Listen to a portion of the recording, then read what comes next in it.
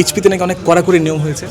হ্যাঁ, কাউকে ছাড় দেওয়া হবে না, না পারলে তখন ছেড়ে দিব। দেড়শো করছে সেটা তার ব্যক্তিগত একটা অর্জন। শান্ত খেলে, লিটন খেলে, তার ব্যাকআপ যদি আপনি নাম বলতে যান তখন হয়তো আপনি একটা নাম বলবেন, তারপর হয়তো আটকা দিতে পারেন। টপ মোস্ট ফাস্ট বোলার হয়তো আমাদের হাতে গোনা 6-7 জন আছে। এইখান থেকে যদি 2-3 জন ইনজুরি হয়ে যায় তখন আসলে আপনি কী করবেন? মোহাম্মদ আশরাফুল বলুন, তালহা জুবায়ের বলুন, এই কোচদেরও কোচিং করাচ্ছেন আপনি। আমি থাকলে ওরা হয়তো অনেক সাহস পাবে। স্যার, শুরুতেই প্রশ্ন করি, গতকালকে ঐতিহাসিক সিরিজ জেতা হয়েছে, আজকে আপনি বিকেএসপিতে শিরোপার লড়াই দেখতে, কারণটা আমরা জানতে পারি কিনা? না, দুইটা ইম্পর্ট্যান্ট খেলা, সেটা তো দেখা একটা উদ্দেশ্য আছে। সেই সাথে আমার বাসাও এখানে, তো এই কারণে এখানে আসা। আর নর্মালি যেহেতু এখন আমি এইচপির দায়িত্ব আছে, আসলে আমার অনেক ছেলেকে আসলে দূর থেকে দেখার চেষ্টা করি যে আসলে কে কী করে না করে। তো সব কিছু মিলিয়ে আসলে এখানে আসা।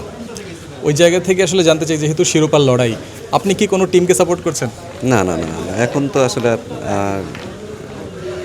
এখন আসলে প্লেয়ারদের দেখি। সবচেয়ে মূল উদ্দেশ্য হচ্ছে প্লেয়ার দেখে কারা কীভাবে খেলে, কারা মানে প্রতিটা টিম কীভাবে খেলতেছে সেগুলোই দেখার চেষ্টা করি। কারণ শুধু তো প্লেয়ার না, আসলে কোচরাও কীভাবে কোচিং করতে সেটাও আসলে আমি দূর থেকে লক্ষ্য করি আর কি, চেষ্টা করি এগুলো দেখার। কারণ হয়তো আমাকে হয়তো এগুলো অনেক কিছু ভবিষ্যতে হয়তো দেখতে হতে পারে।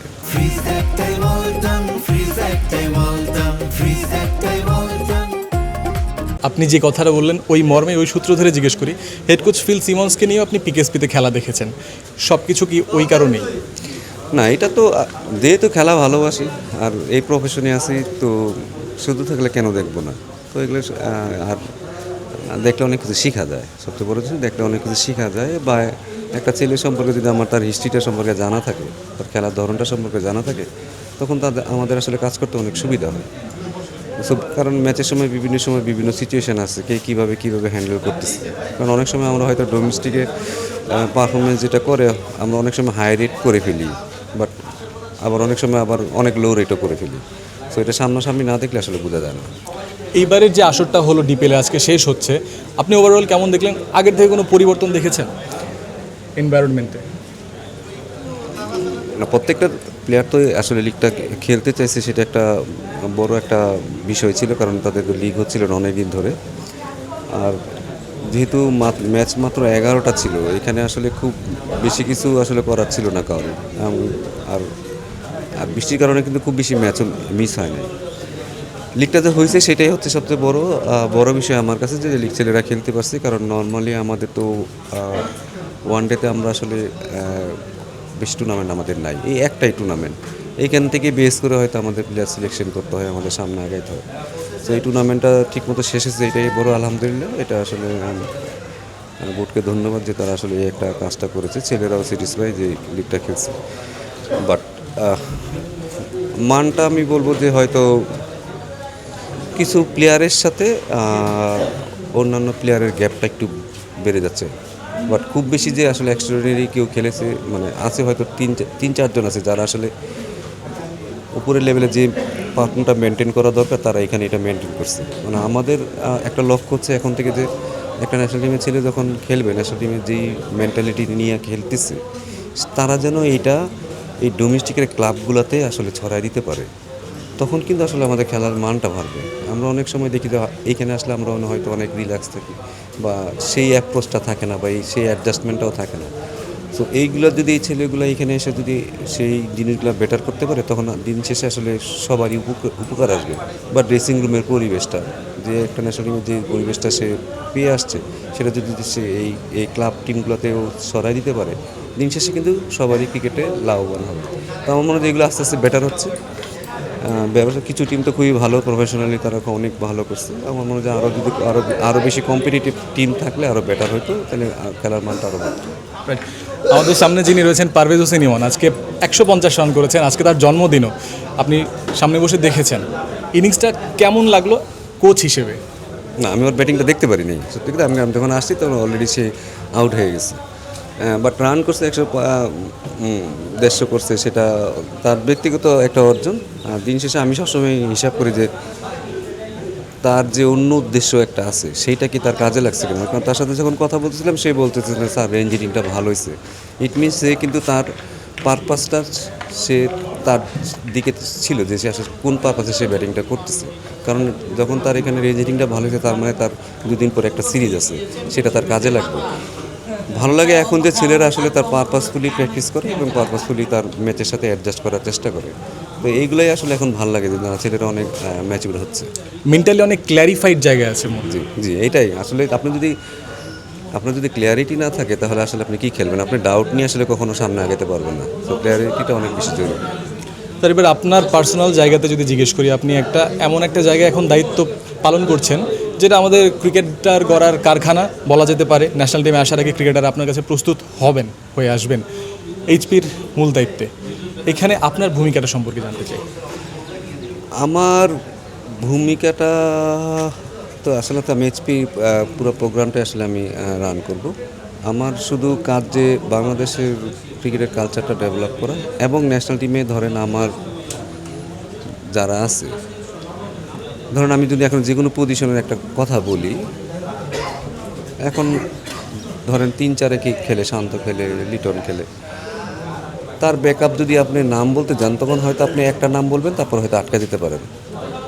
সো এই সংখ্যাটা যেন 5-5-এর দিকে যায়, সংখ্যাটা যেন বেশি থাকে, তাহলে কি আমার আসলে ন্যাশনাল টিমের যখন কেউ এখান থেকে যাবে তখন আমার ওই ভ্যাকেন্সিটা হবে না। এক, দুই হচ্ছে আমার যে মূল উদ্দেশ্য যে যারাই আছে এখন তাদের চেয়ে যেন বেটার প্লেয়ার আসে, নাহলে তো আসলে আমাদের বাংলাদেশ ক্রিকেট আগাবে না। এই কথাটা আমি সবসময় বলি যে নেক্সট জেনারেশন যাবে, স্পেশালি তাদের ড্রিম ওয়াইজ, তার চিন্তার ক্ষেত্রে, তার কালচারাল ক্ষেত্রে সে যেন আমার যে হাইস্ট লেভেলের যে প্লেয়ার আছে তার চেয়ে বেটার হয়, তখন আসলে আমরা বাংলাদেশ ক্রিকেটটা হারাবে। আর আমার কালচারাল দিক দিয়ে আমরা অনেক পিছিয়ে আছি। আমাদের কালচার ডেভেলপ করা, প্রফেশনালিজমের দিকে কিছুটা পিছিয়ে আছি, সেগুলো কীভাবে ডেভেলপ করা, এটা আর্লি স্টেজে করতে পারলেই হবে, পরে কিন্তু হবে না। তো এই জায়গাগুলো যেন আরও তাড়াতাড়ি বেটার হয়। এবং আমাদের আমাদের কোচেসদেরও আসলে ডেভেলপমেন্টটা অনেক জরুরি। স্পেশালি আমি লোকাল কোচদের কথা বলি যে তাদেরও ডেভেলপমেন্টটা অনেক বেশি জরুরি, যেটা কারণ আমার ভালো কোচ থাকলে আমার ছেলেরা ভালো সার্ভিস পাবে। তো এইগুলোই সব কিছুই ম্যাটার করতেছে আসলে এইচপি। সম্ভবত একটা ধারণা অনেকেই হয়তো করেছিল যে আপনি যখন এইচপিতে আসলেন ন্যাশনাল টিমে হয়তো আপনার অধ্যায় ফুরিয়েছে, কিন্তু এই সিরিজে আপনি কাজ করছেন, সৃষ্টিকর্তা করলে হয়তো সামনেও কাজ করতেও পারেন। এইটা সম্পর্কে একটু জানতে পারি। না, এখন ধরেন হঠাৎ করে তো আমাদের ধরেন 3টা কোচ হঠাৎ করে টিম থেকে ওনারা চলে গেছে, তো একটা তো ভ্যাকেন্সি তো রয়ে গেছে। দেন সেই সাথে শুধু হেড কোচই ছিল, আর বাকিরা সবাই তো একেবারে নবীন। এবং আমি মনে করি যে লোকাল কোচদের জন্য হেল্প করার জন্য আসলে আমাকে কাজ করতে হচ্ছে। তো আমি থাকলে ওরা হয়তো অনেক সাহস পাবে, আস্তে আস্তে ওরাও শিখে যাবে, ওরাও ম্যাচিউর হবে। বাট হয়তো এখন একটু হেল্পের জন্য আমি আসলে সাথে আসছি, সেটা আসলে একেবারে পার্মানেন্ট কিছু না, আমি হেল্প করার জন্য আসছি। দেশে হেল্প করতে আমি যখন যেখানে আমাকে দিবে আমি সেখানে যেতে বাধ্য, এবং আমি যাব। আর সাথে বলবো যে এইচপিটাও আমি দেখতেছি এখন একটু বিজি শিডিউল থাকবে সামনে, বাট চেষ্টা করবো সব জায়গায় যেন সমন্বয়টা ঠিক মতো।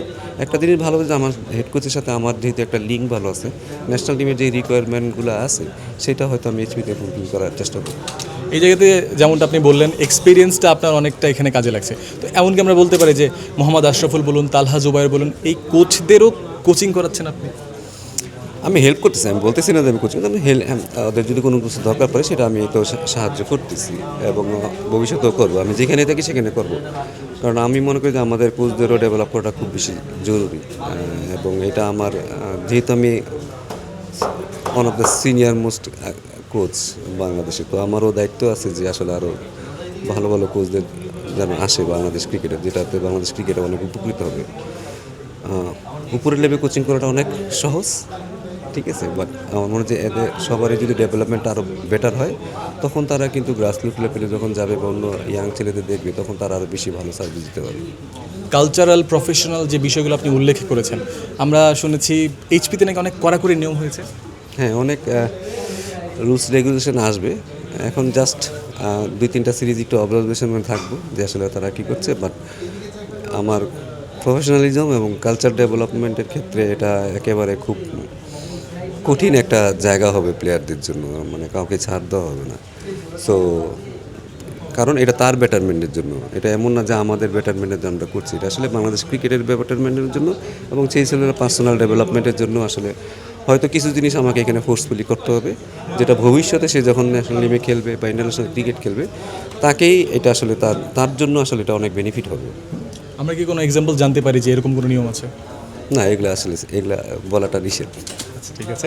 একটু এবার এই টিম বা হাই পারফরমেন্সের যে বগুড়ায় খেলাটা হচ্ছে ওই স্কোয়াডের দিকে যদি আমরা তাকাই, বেশ কিছু প্লেয়ার আছেন যাদেরকে হয়তো অনেকেই চেনেন না। আমি রাহিন আহমেদের নাম বলতে পারি, পেস বোলার, তিনি হয়তো তেমন পরিচিত মুখ নন। এরকম তিনজন প্লেয়ার রয়েছেন।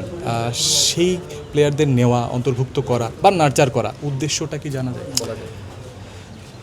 আমাদের তো কিছু রিকোয়ারমেন্ট আসলে আমাদের দেশের আছে, যে রিকোয়ারমেন্টগুলো আমাদের ফুলফিল করাটা খুব তাড়াতাড়ি জরুরি।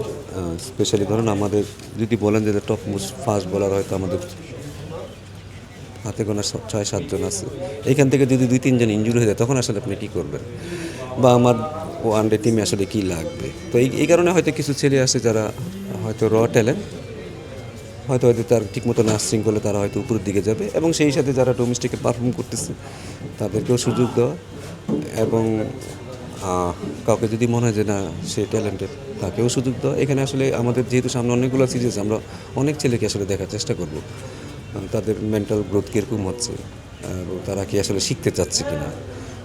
কিছু জিনিস রুলস থাকবে যে আসলে শিখতে চাচ্ছে কি না, এবং সে নিজেকে আপডেট করতে চাচ্ছে কি না।